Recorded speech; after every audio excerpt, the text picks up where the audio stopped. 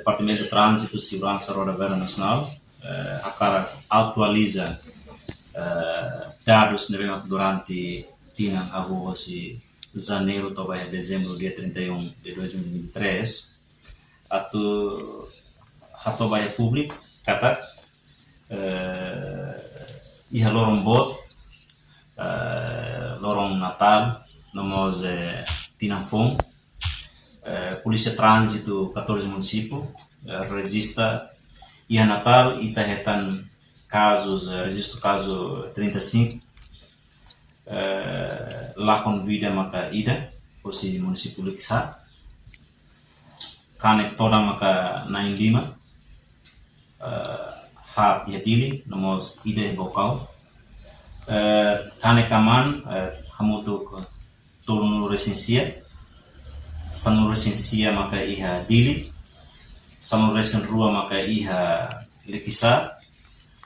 nós rua seluk iha baucau no aileu. E itahare fila fali ba iha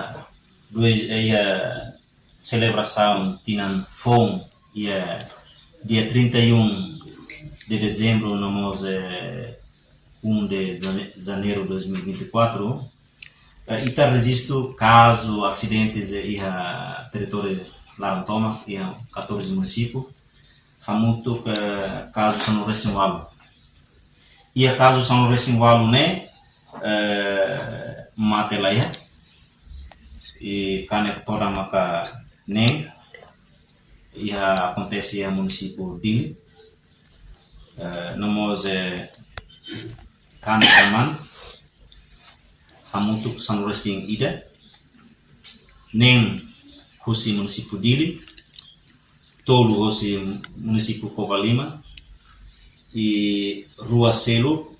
husi município Ermera no Lauteng. Idane